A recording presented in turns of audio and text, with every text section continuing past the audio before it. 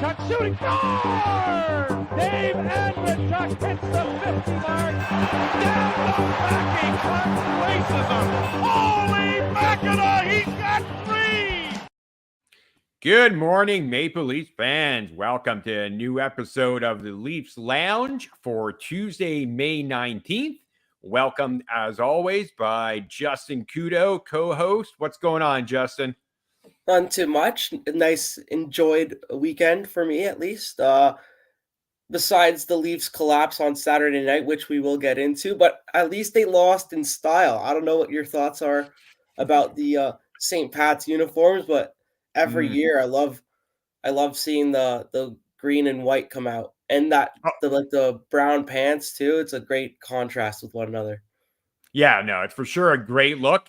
It would be nice if they could wear them for more games than just kind of the one. But yeah, the green and white is sharp for sure. Love it. Yeah. Love it.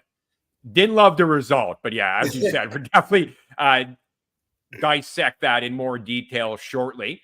Just for the audience, just a little change want to communicate out to you guys. Very exciting news, actually. So Sports Fluent Media, who you guys might be aware, have been distributing and helping support our content here and our show. And we love the partnership with them and them helping us out. They have actually found a partnership with Chilltown Hoops. If you're not familiar with them, check them out. The guy is unbelievable basketball content creator. Great show. Always has great guests on and just great discussions. So if you're an NBA fan like Justin and I are, definitely check out some of those episodes. But you will find our episodes now on Chilltown Hoops YouTube page. You will still find it on Sports Fluent, YouTube, and Facebook. But definitely want to encourage you guys to check out Chilltown Hoops. Subscribe to the channel, and you're definitely find all our past episodes and any upcoming ones as well through that page. So want to welcome Chilltown Hoops. Very excited to be a part of the team. And who do you have winning the NBA championship this year then? Oh, yeah, staying on NBA content. I still like Denver a lot. I mean, it's probably the easy teams to pick. Yeah. I like Boston and Denver. If I had to pick, I'd say the Celtics. Yeah, and I'd probably stick with the Nuggets. I just don't see anybody beating them in 7. So yeah, they're still tough. Basically, have most of the same guys that won it last year, so tough to really go against them as long as they're healthy. But yeah, it's going to be a tough path for either team. But yeah, I think it could very well be Celtics and the Nugs in the final, and that would be pretty sweet. That would be a good final. Pretty sweet. Yeah. All right. So let's turn the page, get back to hockey and Leaf content. We'll do a quick recap. Justin, we were talking before we jumped on. You went out for St. Patty's, got to enjoy a couple cold beverages, I'm sure. So hopefully that allowed you to maybe not focus too much on what was happening on the TV at the bar and the ice. But from what you did catch, what were your thoughts on the game? Well, I'll actually start with Thursday against the Flyers. Okay. You know, after it was 4 days off between their games Saturday, then bounced back on Thursday. We spoke about it, and I said before, I think this is the Leafs puck line game, and you hit the over on it. I was like, over 7, Leafs puck line, and it hit. I was like, oh, you did. You called it. So I felt pretty good looking at that. Just a great game. I thought that was one of the more complete games from the Leafs up until the last 2 minutes when that shorthanded goal happens. When I don't know if you want to get into that, but that was just hilarious from both sides. But well, I mean, I think you almost expect that that's a possibility when you put. I think Ryan Reeves was probably out on that power play when they got to Shorty. You're probably not too surprised when you get one going back in your net when you have Revo out for a power play. It's because I think Keefe obviously threw out the first power play unit, with like whatever it was, a minute and a half left, and they're up 7-2. Yeah. And the coach took offense to that. He was like, "Don't do that." Soft.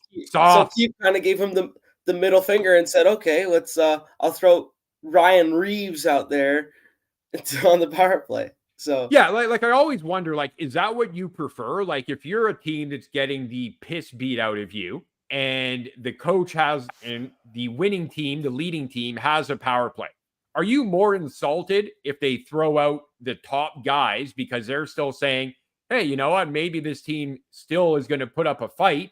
We want to have our best guys out there. Or are you more insulted when they throw out like Ryan Reeves? Like, I yeah, don't know. exactly. I don't know what I'd prefer, but it seems like it's more about, oh, you're going to really put like Matthews and Nylander out there again and try to run up the score? And Like, Keefe made the point that he was like, I have tired guys on the bench. Like I didn't want to put them out there, but right. like they were the guys who were freshest to go, so they had to go. And that's Yeah, Keefe likes when the Leafs are up by a lot. He sits down Matthews and Nylander, and especially in a for game sure. like against the Flyers, where you could tell it was starting, tensions were rising. The Hmm. Flyers always play a very physical and in your face style game. And so I'd love to see what happens tonight with Torts back behind the bench. Maybe the Yeah. Flyers have something they're still holding on to, a little grudge match.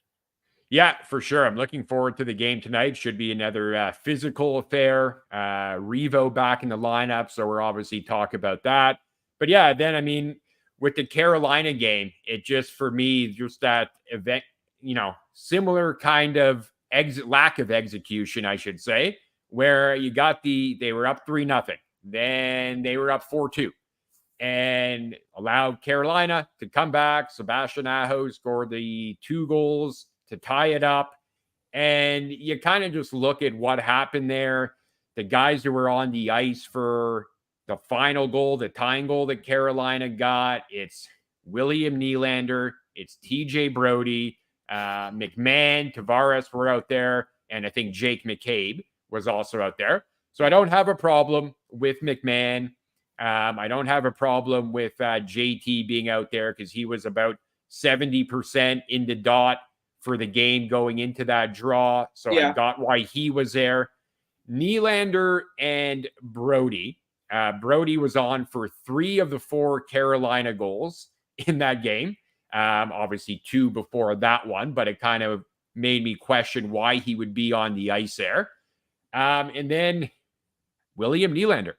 Like, I get it on PKs where, maybe the opposing power play isn't as potent or lethal. You're thinking offense. You're thinking if Nylander can break up a pass and head down the ice and maybe get a scoring chance. I get that. I get trying to be aggressive and opportunistic, yeah. but I don't know. You're up 4-3. Carolina has the second best power play in the NHL. I'm thinking, I don't care if I win the game 5-3. I'd prefer just to make sure I win the game 4-3. Yeah. So why is Nylander on the ice? I turn it over to you to tell me why. Well, I guess with Kampf in the box, and obviously without Marner and Yarncroke, who would be, I think that's your finishing three in a lot of lineups. Like those are Right. the three you're going to finish with. If you look at the roster, I don't. It's a kind of it's poor lineup decisions. Like what Keefe has blind faith in some guys. We saw it with Kerfoot, Engvall, and Hall for so many years. He has his guys that he Yep. just really loves and he believes in them. And it's Yep. a blessing and a curse because it obviously helps give guys confidence when they lack it. But sometimes guys like Brody should not be out there at the end of the game with the way he's been playing this year. And I just think it's his blind faith that he believes in Brody so much that he'll get the job done. And Yep. every time Brody's letting him down. And it's kind of exactly what we witnessed with Hall for so many years. Like I think Hall had moments where he made good plays, but then he'd just have the biggest brain fart that gets so highlighted. And you're like, Keith, you have to stop putting this guy in situations where he's going to fail. And Right. at this point, you have to give Brody really sheltered minutes in order for him to start feeling better. But I think that you're obviously more on top of Keefe than I am when it comes to his choices with the roster. it's tough to lose, but in that kind of game, especially to a team like Carolina, who a lot of people view as a cup contender and a real playoff threat. But Carolina's a really good team as well. So being up For 4-2 late sure. in a game, especially in today's game, it doesn't really. It's not the same as 4-2 lead 5-6 years ago with the skill. No, for sure. And I think that's a valid point. I mean, it's not, it's not like everyone has to start, a lot of the narratives, if you were on social media, a lot of kind of broadcast reporters, we're all kind of saying, oh my God, here we go again. Leafs can't hold a lead. And I'm kind of at, not at that extreme where it's like, oh my God, The again. thing is, every team you point me Yeah. a team that hasn't blown a 2-goal lead in the third period. No, absolutely. It happens to every team. I would say there definitely feels like there's more than you would like to see with this team. And I'm not saying it's the only team it happens to, but definitely there's, I think some of these situations like Carolina on Saturday feel not, I don't want to say you can completely avoid ever having that kind of situation, but you put yourself in a better position for it to not happen. And I get it. No Marner, no Yarncroke, but I wouldn't have Nylander as one of No, my first 7, 8, 9 forwards out there. Like, but give me then almost who anyone else. then who is it? Are you putting a Holmberg in there? And I don't know. I Yep. didn't really catch the game, but was maybe Holmberg was out there the shift prior, so someone else had to go in his stead. Yeah. I Then mean, look, again, you're not going to yeah, put. I'll go through Bertuzzi. You're not putting out there in that spot. Domi, you're no, not putting out there in that not spot. You're Domi. probably not putting Nyes out in that spot. You're probably not putting Robertson in that spot. You're definitely not putting Revo in that spot. And then you have that leaves you with Kampf, Dewar, Doer. JT for faceoffs, Nylander, Holmberg, and Matthews. It's Yeah. half your roster that you believe in, and you need 6 guys that can go. Yeah, and look, I mean, I get it. There might not be that obvious, like, oh my God, if Dewar was out, we definitely wouldn't have given up that tying goal. I'm not suggesting that. But to me, I think Nylander, statistically, and Brody as well, you look at the goals against per 60 that both these guys have, and they're both the worst on the team. Like Brody defensively, worst on the team. Nylander for forwards, worst on the team. So I get it. It's not an obvious, we don't have that shutdown two-way forward that you can really throw out there based on what he's making. You would have hoped it would be David Kampf, but clearly it's not. And he was having a rough game Saturday in the dot. Well, he So did I don't score, think though. he did score a goal. Yeah, he did. But yeah, there's not many great options. So I get that. It just Nylander, Brody can't be who you put over the board. No, Cannot no, be. no. And for me, it's more lack of Brody. I'm more fine with Nylander, even though because it's who else do we have that'll play the wing, right? It's like him or Holmberg at that point, so you don't have a lot of options. But Brody, I feel like we have so many lefty. What did you bring Edmondson in for if you're not going to play him at the end of the game? Maybe he'll once again, Exactly. maybe he was out there the shift before and he needed the break. I don't know, but what do you have Edmondson in for? Like you have if McCabe was out there, I guess you're paying Riley 7.5. Give him a chance. Let him do it. Yeah, I mean, ride your I think, guys. Liljegren.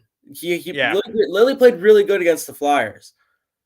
yeah, he So fell back a little bit against Carolina, which tends to happen with him. I find when they play heavier teams, good forechecking teams, Lily kind of folds like a piece of paper for me, and I worry about that come postseason. I've seen that too often with him. But yeah, it just comes down to, you brought in guys like Lyubushkin. You've got Edmondson now.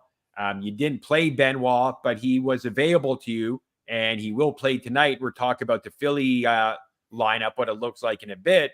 But it just feels like there are better options. I definitely appreciate that Sheldon Keefe does not have the same options afforded to him that Rod Brindamore in Carolina has, that, Vegas has, that Colorado has. I get it. Tree Living still has a lot of work to get the blue line to look anywhere close to some of those teams. But Keefe, as you called out, he always reverts back to, okay, Brody's going to be my guy. If there's a penalty kill situation, closing minutes, we have the lead. Brody, you're our guy. But it's like, well, dude, has he ever helped you protect a lead this year? No. Statistically, it hasn't been that. He's fishing out pucks out of our net pretty much every time. So why keep going back to him? Anyways, Yeah, that's kind of my rant that's there. that's the most frustrating part, right? Because you're just like, why do you keep running out the same thing if it's not working? If Brody and Right. McCabe are not helping protect your lead, try something else. Yeah. Yeah, please. Please. So why don't we kind of get into, because I think it's a good segue into from yesterday, projected lineup. Here's what they kind of went with at the skate. We know Mitch Marner did not join the team on the road trip, nor did Lyubushkin. Got to think both will be unavailable for tomorrow night against Washington as well. But we'll cross that bridge when we need to. So here's what we're looking at. Bertuzzi, Matthews, Holmberg. Do we like this? Do we not like it? Overall, I don't mind the forward lines. I think Okay. it's a good distribution of your offensive talent. It's And balanced. I feel like it's quite balanced between three lines. Yeah. So Yeah. I Yeah. don't have a problem with it. I think Matthews is fully capable of carrying that line, as is Nylander with Domi and McMahon. I think McMahon brings a little bit more defensive mindedness to that line, which will help compared to if Yeah. it was Bertuzzi there in his spot. Um, Yeah.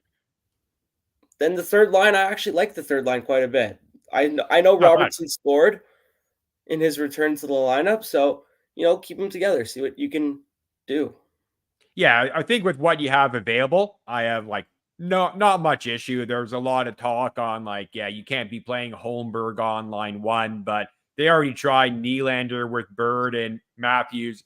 Didn't look that great. And I think to what we're talking about here, I think the balance is probably the best strategy when you have guys like Marner, Yarncroke out. When Marner comes back in, I definitely want to see Domi get kicked back out to the wing. I think he's played some really good hockey lately playing on the wing. And yeah, I don't know about the Domi Nylander combo. I haven't seen that look very good in terms of chemistry, but for right now, might be the best that we've got. What I don't like, moving on to the D, is Brody back with Riley on the right And side. Like once again, it's him falling back onto what he's most comfortable with. Old Faithful. And I mean, it's good. I would like to see it have a really short leash though. That pairing, you mean? Yeah. Yeah. Like the first or second screw up tonight, pull it right away and change it up.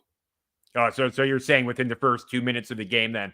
Yeah. No, sure. I mean, Edmonton has a lot of experience this year playing on the right side. Let's see it. Try it. Yeah. Give Like him I a get it. chance to play with Riley. Let's see it happen. I don't think they've played together yet, so For why sure. not? Like, and I totally get without Lyubushkin, who obviously would normally be paired with Riley. There's not many better options. So I get it. I just think, be a little bit more creative.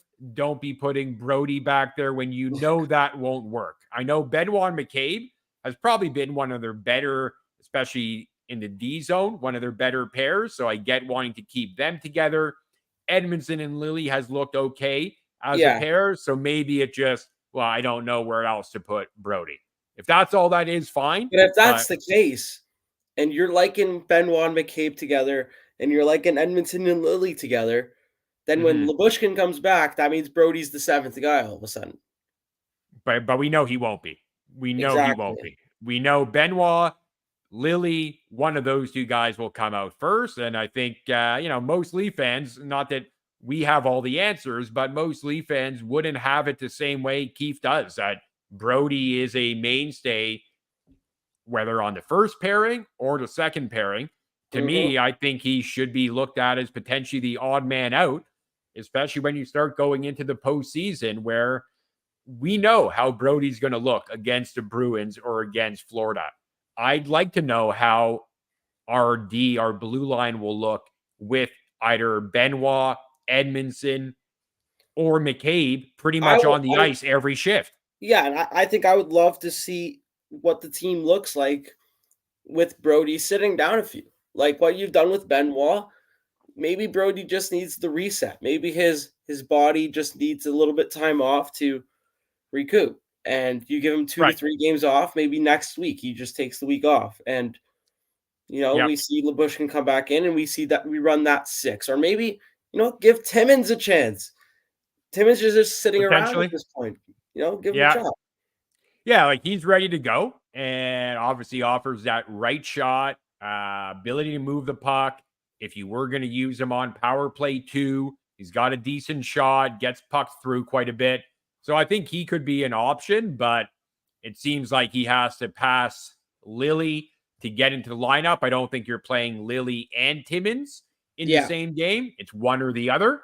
So, yeah, I mean, maybe we'll see if Lily, falls back in terms of his performance. Maybe Timmins gets a shot. And Gio, I mean, I don't know if he does get back into games. Probably. That's more a, to manage a cap situation versus actually needing him to be on LTIR unless something else kind of came up for him injury-wise. But, yeah, we might have seen Gio play his last game, not only as a Leaf, but in the NHL. But we'll have to see. And I think the power play units, I'm just trying to find it now. I believe it was Liljegren in Riley's spot, and they kind of flipped the two.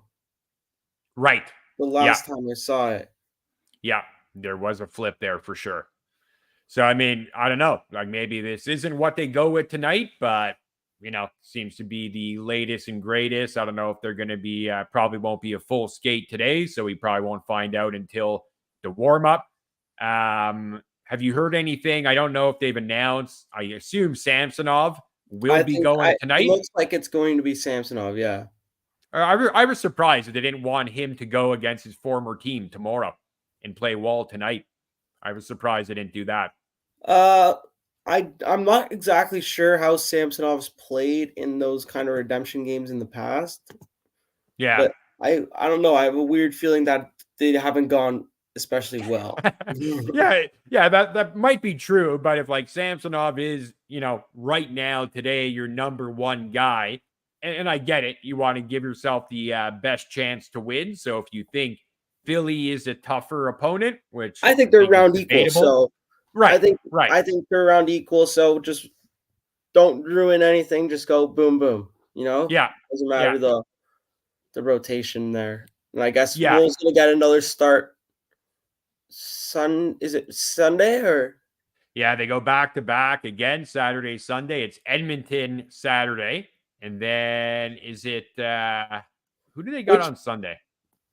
In that game, I think for Edmonton on Saturday night, it's going to be big marquee matchup. Matthews, McDavid. It will be whoever plays better between Samsonov and Wool. I think this in the next 2 days. I think it'll come down to that. Yeah, potentially. It's actually they're playing in Carolina Sunday. How tough is that back to back? Home in Edmonton, then you go play on the road in Carolina. That's a tough one. Yeah, it's not ideal. No. Not ideal is a good way to put it for sure. I'm actually going to be in the barn for the Edmonton game Saturday. Little humble brag there. So hopefully they have a good effort. Hopefully you see a win. Yeah, absolutely. Like last time I went to a Leaf game, it was 9-3 Buffalo. So, oh wow, we're staying out. Yeah, I think the one thing, and I know obviously both Edmonton and Toronto aren't exactly run and gun teams like they've been in the past. So, even though I'll probably be placing a bet on the over in that Leafs Edmonton game, I guarantee it's going to be like a 3-2 type game. But anytime you have the chance to watch McDavid live, though, you have to take it. Oh yeah. He is just unreal. Yeah, and I feel the Zach Hyman anytime goal is free money. Yeah. Especially if it's a power play goal, because The Leafs PK right now is Awful, just right? I can't even put it into words to like it is Speechless. I don't it feels like it's every game going back a couple weeks now where it's at least one. Yeah. Because they Yeah. allowed one against Carolina. They gave one up. Tippett scored against for the Flyers on Thursday. On the Saturday, the Habs scored one. Yeah. Before that, I think it Awful. was I don't think the Sabres scored, but the Rangers might have scored one. Just going back the last few weeks, I feel like every game there's a power play goal against, and it's something that I thought Keefe would have figured out by now, and it looked like they started to find a little bit of a groove and a rhythm a few months, like maybe a month and a half ago, where there was like a 25 for 26 stint where they Yeah. killed off nearly everything, and now we're back to every game they're giving one up. And if in playoffs especially, it's really important to have special teams that work. And right now, Huge. neither of the Leafs special teams are working at all. No. So, No, they're I not. mean, And like, at least you're having the troubles now and not in April. But this is something you need to figure out fast. yeah. And unfortunately, April is like 2 weeks away, less than 2 weeks away. So we're not talking about like, yeah, you can figure this out as the season goes. Yeah, you got to figure it out like right now, pretty much. Who are your penalty killing guys? Because part of those struggles on the PK are with the typical guys, the culprits like Brody, Nylander, David Camp, even when Mitch Marner and Yarncroke were playing. Yeah, Yeah, it's not like these guys were I don't think it's a shutting matter down power plays. I don't think it's a matter of who's out there. It's their structure and their commitment to like overall defense. Yeah, That's I think it's a that's the little bit of problem column because A, a little bit of column B. this is pretty much the same penalty kill that minus obviously Kerfoot but this pretty much everything else is equal to what we had last year when we were I think top 12, top 13. Right. Yeah, our special teams were very So good. And the personnel, I mean, you could say, well, our PK was good last year after we brought in Ryan O'Reilly and Achari was there, Shen. But I don't think that was the only thing that made the PK and or forget about the power play, the PK look good. The PK was pretty good last year before those ads. yeah. So it's not just the acquisitions that we made at the trade deadline or just before. So I don't know. Is there a different approach, whether is Sheldon Keefe letting, I don't know, Mike Van Ryn handle the PK or handle out who goes out there? We know Boucher has the power play. It just seems like same problems now that we saw. The power play in the postseason last year was actually pretty decent, but prior It's years, it's until always been a they problem. were good. They were good until we needed a goal. You Right. know? Like it was good in round one, was not good against Florida. Clearly, we couldn't score at all against Florida. Yeah. And I think the power plays in the 1 for 20, 1 for 19 kind of area, maybe even Sounds about worse right. than that. Yeah. And you have two chances to ice the game against the Canes. I saw that one in overtime they had, and it's like Yeah.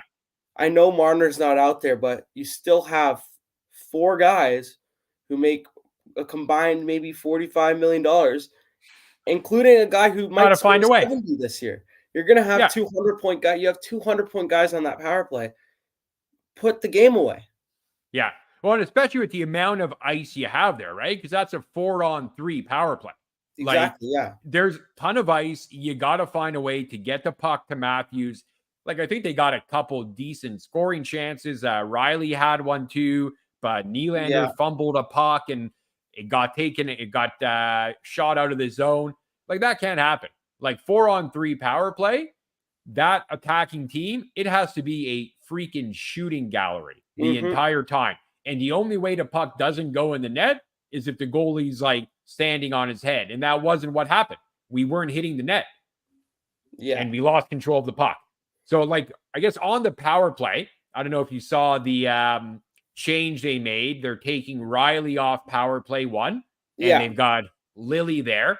Now, I want to know from you if you're buying or selling this theory or explanation from Sheldon Keefe.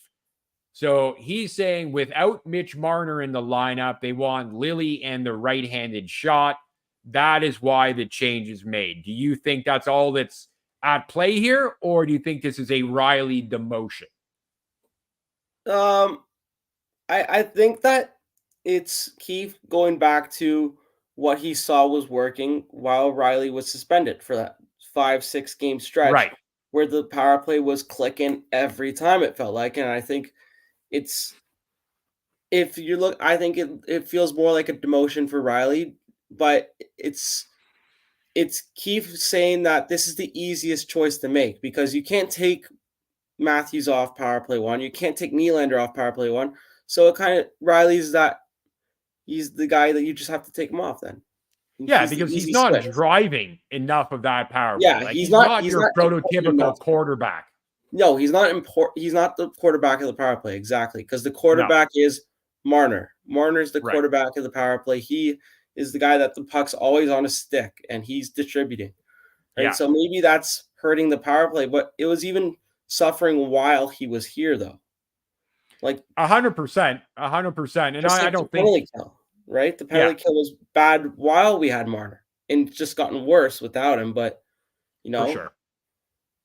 Yeah, like I think with the change that he made on power play one, like I support it. I think it should have happened sooner. Because for me, like, look, I get the whole idea of Riley being our number one D man, and he's some kind of elite offensive defenseman, according to Leaf fans. But I've had a lot of I've been very critical of Morgan Riley because I've seen his role on the power play, as we're talking about here. It's he is expected to be that facilitator because we know he's not a shooter. He doesn't have a clapper that's going to, intimidate or cause the penalty killing unit to really move their strategy or their defense or pressure away from Nylander or Matthews. They still know when Riley has the puck, the only threats are the guys who don't have the puck, Whereas when you have Lily out there, he can actually take a shot and he will shoot. And mostly it's accurate. Mostly it's at least a decent, velocity where it actually keeps your penalty kill honest. So I like having Lily in there. It just, again, it goes back to Riley and, I love what he means for the team. All heart, that guy. He obviously always takes his game up a level in the playoffs, but shit, like if he's your number one defenseman, who we know is a one-dimensional offensive guy, and he can't even be on your power play one, it really just, paints a tough picture of what Riley's value is going forward. Like, and I'm not saying he won't get back on the first power play, but the fact that it's even consideration to take Riley off the power play for a guy who, not to insult Timothy Liljegren, but I will, because it's Timothy Liljegren who is the option on power play one now. It's like, geez, like some Leaf fans might have to change their perspective on Riley. Yeah, and I still view Riley super positive. I'm one of those Leaf fans who will support Riley all the way. All right. Because I just like you glossed over it, but just what he means to the team and how he has elevated his game every time in the postseason. Every time the fans are saying Riley can't do it. He's not worth it. He's like, we have to get rid of Riley. He'll go out in the postseason and everybody starts loving him again. He does it every year. He's not the reason why we lose series. No, he's not. But he also isn't really moving the needle, I would say, because clearly we're not winning. I think he was probably the most important player in the Tampa series. I don't think that's. I agree with that. I agree. I think say. that's fair. Yeah. I mean, I think in game 3 and 4, it was definitely like Matthews' heroics. I mean, I don't think there was any other player on the team who would score the goals that he did the way he did.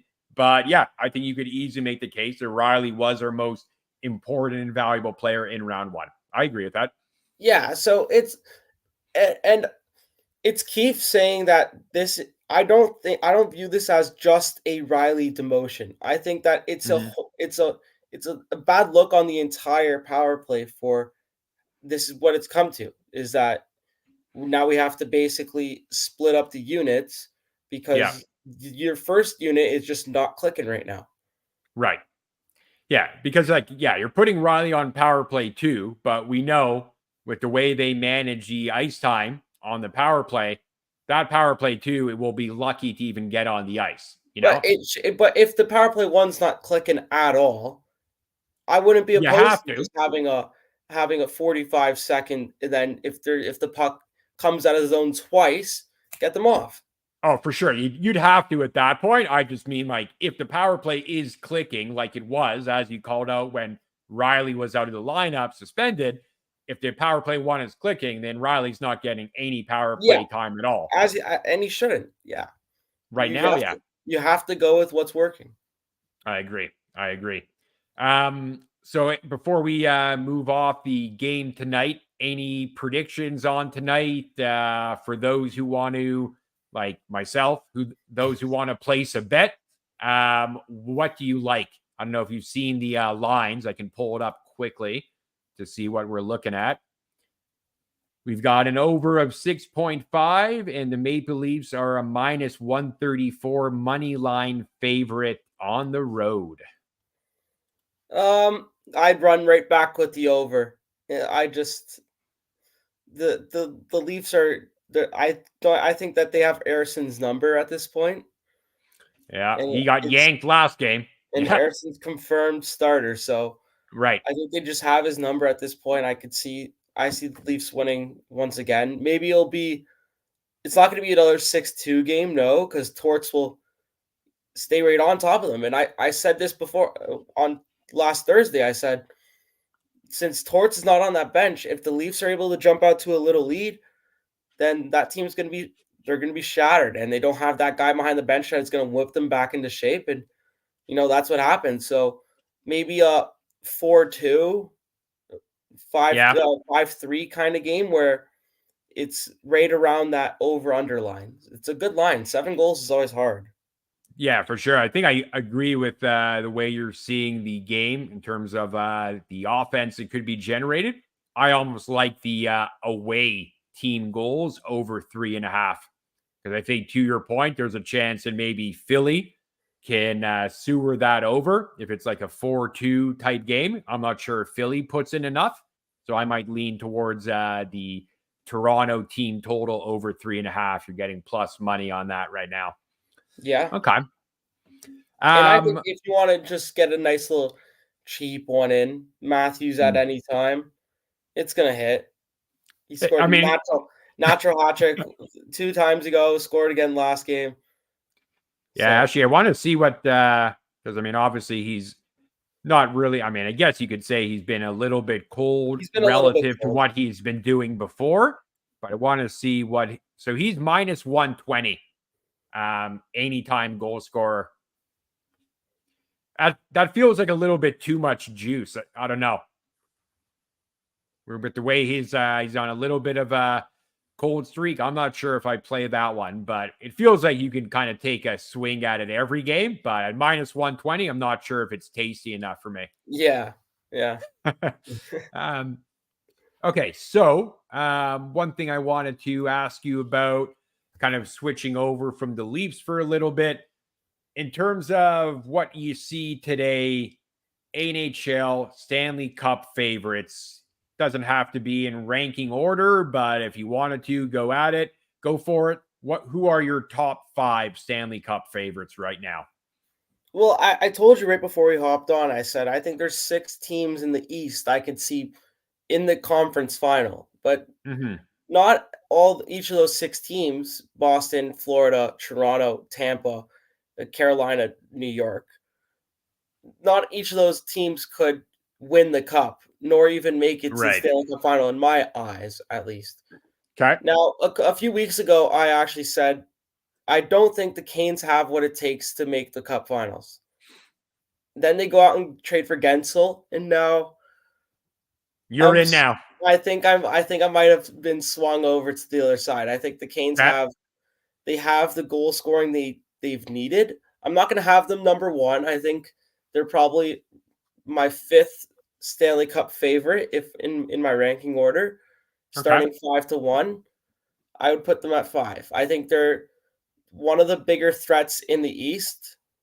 Okay.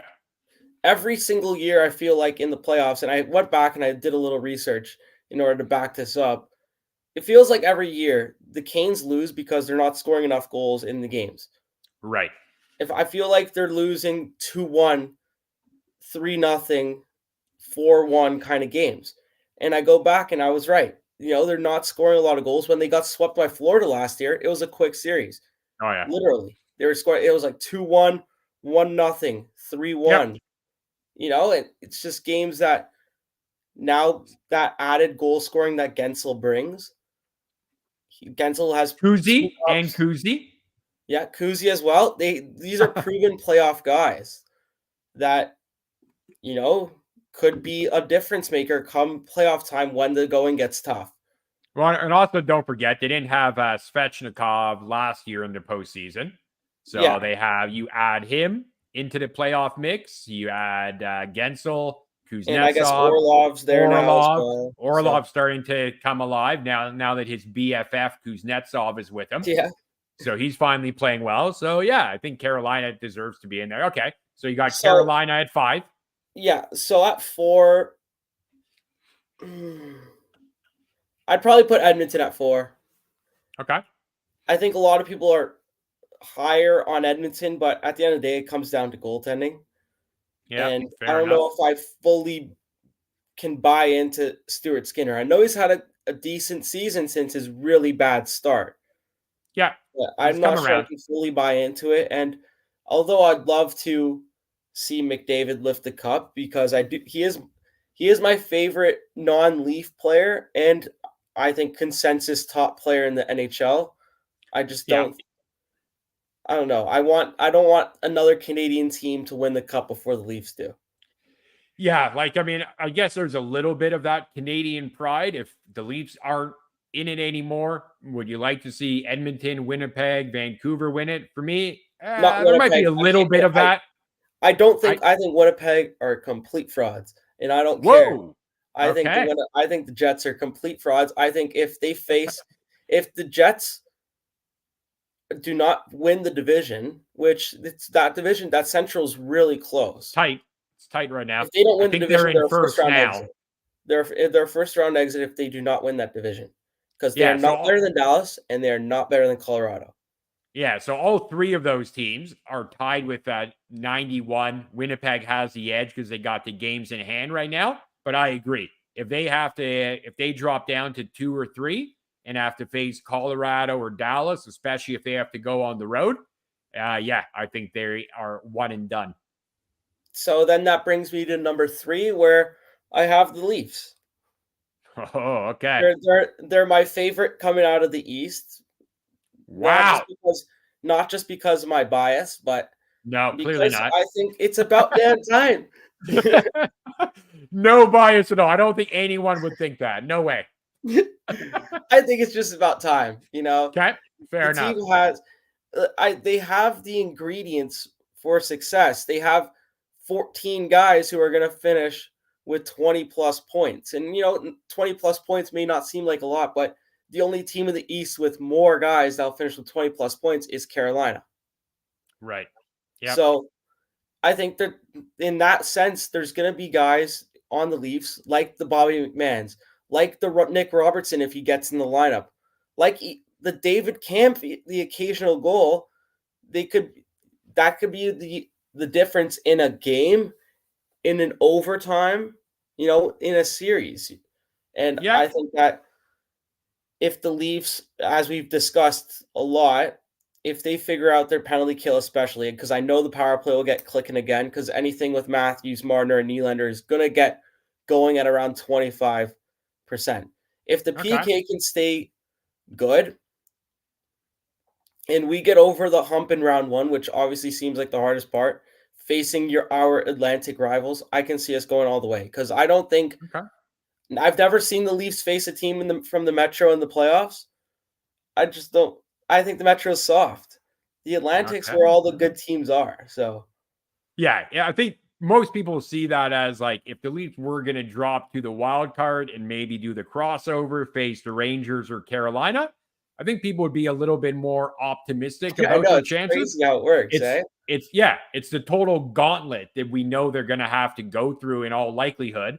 Boston or Florida in round 1 and then the other team in round 2. So I think that's where people are like, yeah, round 1, round 2 max for this team. But okay, now I'm really curious because you only have 2 teams left.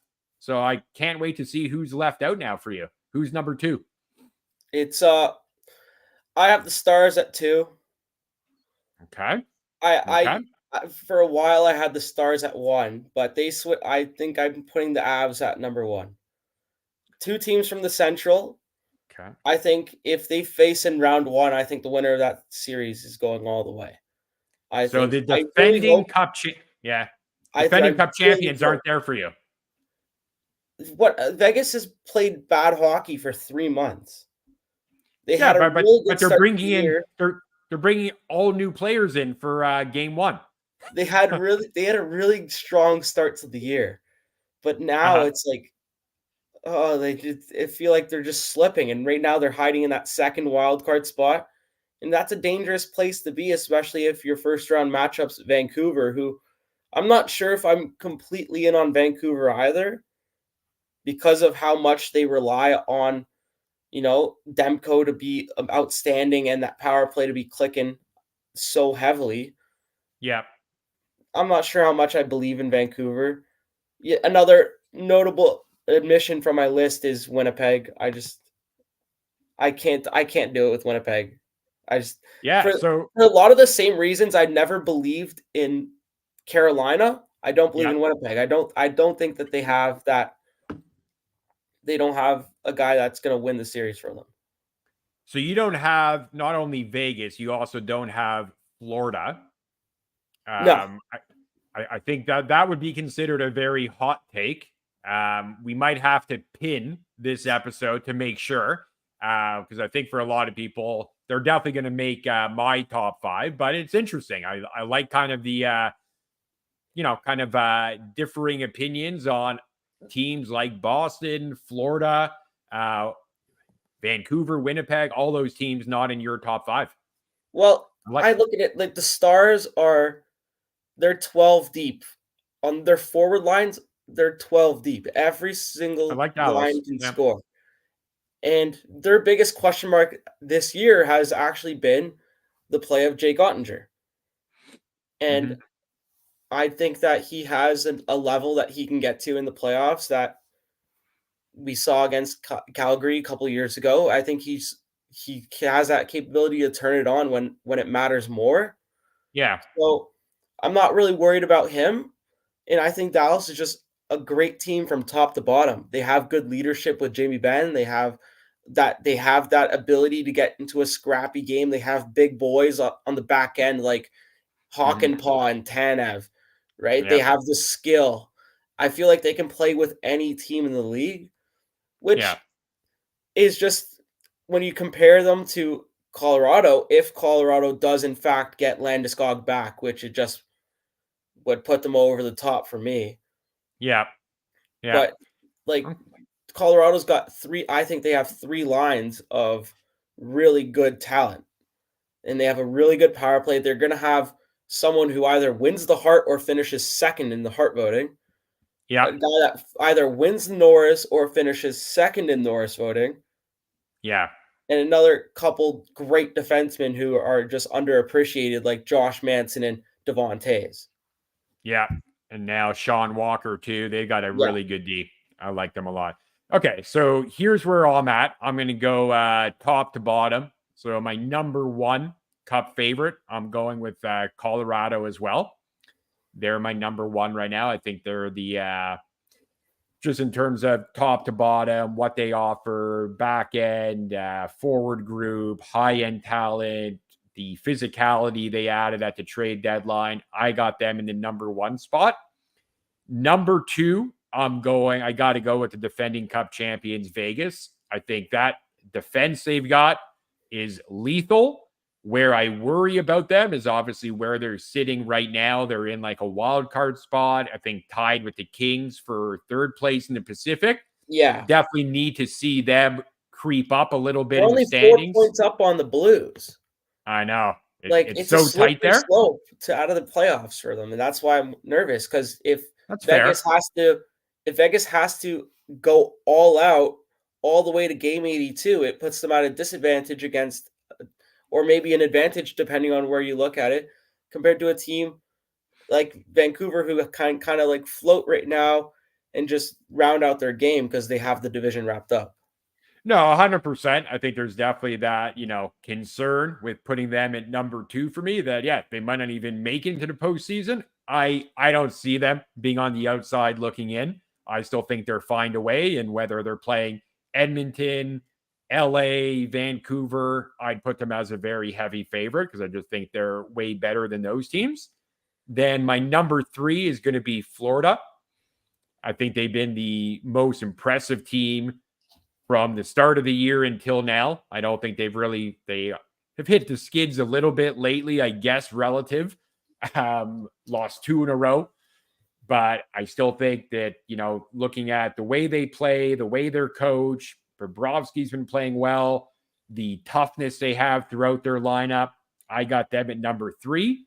Then I would put Dallas at number 4. Like them as well. And then I'm going Rangers at 5. Rangers at 5, really? Also a team that you didn't have. I like the Rangers. They got the goaltending. Well-balanced team. They can play physical. They got talent. Yeah, I've got them at 5. I think that So you're also sleeping on the Jets then? Yeah, I kind of feel the same way. I don't know if they're absolute frauds, but not that far off. Do you think they would beat, if they don't win the division, do you think they would beat the Stars or the Avs in the first round? No, I don't. And that's why I have them outside looking in, because I think either Dallas or Colorado will finish in first. Obviously, that remains to be played out. But if the Jets, as we talked about, if they fall into that 2-3 matchup, I do think they're out in round 1. Yeah. And no Oilers as well for you. No Oilers, because I think they're going to be meeting up with Vegas by round 2. And I don't think they get by Vegas. I think they're take care of the Kings for the 3rd year in a row. I hate that that's probably going to be the matchup. It's coming. But yeah, I don't think Edmonton will get. I mean, I guess if it is the matchup, then I'm saying Edmonton would avoid Vegas because then they play Vancouver in the next round. But yeah, I don't see Edmonton getting out of the West. Even if, is there any guarantee Vancouver can even beat Nashville in the first round? Definitely no as guarantee. it shapes up, I wouldn't sleep on Nashville. Nashville's the hottest team in the NHL. Yep. So they've got the goaltending, they've got the D. I think they could give Vancouver a fight, if not knock them out. Yeah, exactly. The first round of the playoffs is always the most exciting time for playoff hockey. So yeah, it's tough. Exciting. We're still a month away. Lots of time. Totally. Everything can change. It's tough, right? Like you've got like 4 Canadian teams that are going to be in the postseason that have all had great regular seasons. But when you start looking at the matchups, it's not tough to find a way that all those teams are gone by round 2. Maybe even round 1. Yeah, could be. Yeah, because Vancouver, we said, could get knocked out. Edmonton, if they play Vegas in round 1, could be done. Winnipeg, we talked about. I know you don't think it's going to happen, but a lot of people obviously feel Toronto. If they're playing Florida in round 1, they're going to be heavy dogs. Heavy dogs. Really? I don't think so at all. I actually think completely on the contrary. I wouldn't be surprised if the Leafs are favorites. If they're playing on the road, Florida round 1? Really? On the road against Florida, really? Does that exist? Well, it won't actually be a road game. I get what you're saying. If they're on the road, it's 3 home games and then 4 neutral site games. Pretty much. basically. So But it's not like we did well at home against them in no, round 2 exactly. last And year. we talked about it a couple podcasts ago. The Leafs have been really good on the road, a really dominant road team for a lot of the year. And For even in sure. the playoffs last year, we won all 3 games against in Tampa, and then we Yep. won The only one was in Florida. Yeah. in Florida. So Yeah, I'm not worried about starting on the road, but I think if as soon as the matchups come out, whether we're against Boston or Florida, I don't think there's going to be too many. And I get it. Doesn't matter if they are betting against the Leafs or whatever, but I don't think there'll be too many hockey reporters, beat writers that will be taking Toronto over Florida. And I don't think the that there books would will be either. I don't think there'd be a lot of American sports writers who would take the Leafs over either Boston or Florida at this point. But I think a lot of people in Canada and even Toronto reporters who seemingly hate the Leafs, I think there's a lot of them who would have us to beat Florida, and it'd be kind of more Really? split. It'd be more split if it came to Boston. But Yeah, right now, absolutely. the Leafs have 2 games in hand on Florida, are sitting Yep. 9 points back, and we have 2 head-to-head games against them. Yeah. So we have 2 games in hand and 2 head-to-heads. That's a lot of time to make up ground on Florida, and we'll have an idea of what we're going to expect come playoff time. No, absolutely. And I think there's time to change the narrative that is probably out there with a lot of broadcasters and reporters who are analyzing series. It just feels like the talk right now is like, yeah, Leafs wouldn't have a chance against Florida. And I don't agree. I'm not saying I do. I just do think they would be rightfully so an underdog both against Florida, or especially against Florida, and also the Bruins. Not just because of the home ice that those teams would have, but I just think, head to head with the Bruins, I think will factor in for a lot of people. We've lost all 4 games Yeah, against the Bruins. yeah. I think for a lot of people. That's why I think it'll be more slightly towards the Bruins if in the odds. If you're just betting straight series winner, where I think it'd be even odds for Florida Toronto, no matter who's home. Interesting. Okay. Yeah, and we'll see how Florida kind of does down the stretch here. As I said earlier, they've lost 2 in a row. Maybe some of the shine comes off Florida if they start hitting the skids a little bit more.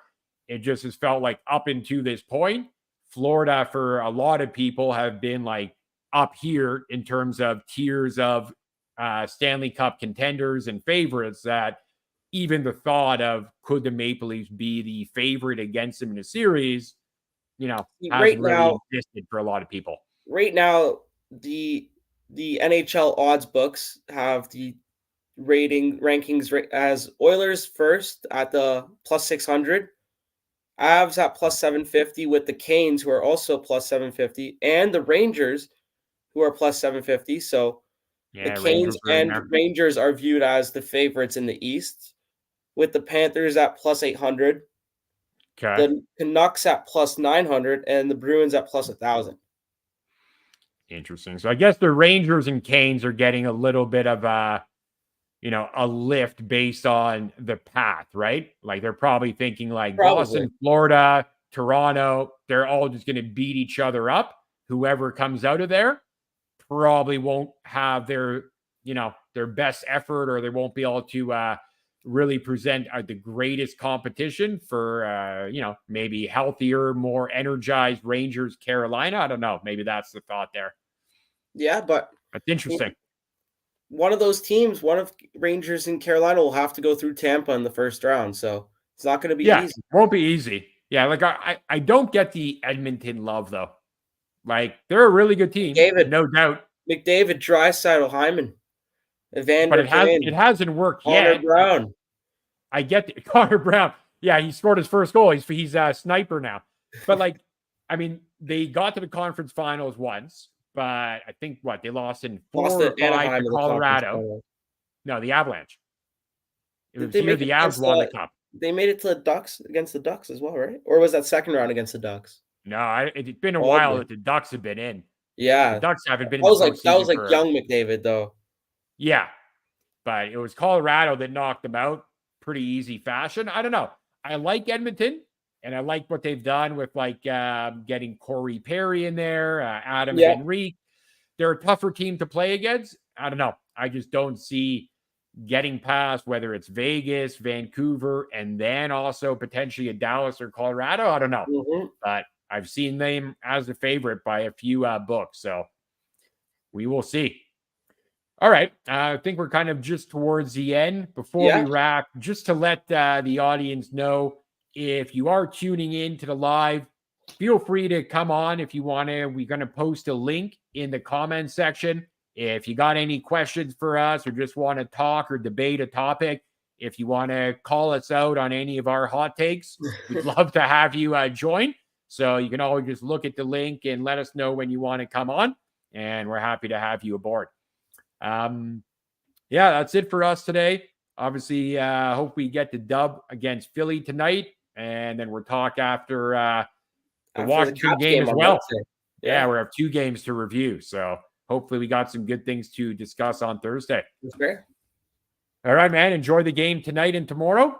Yep, and we'll chat soon. For sure. See you then. All right. See you, everybody.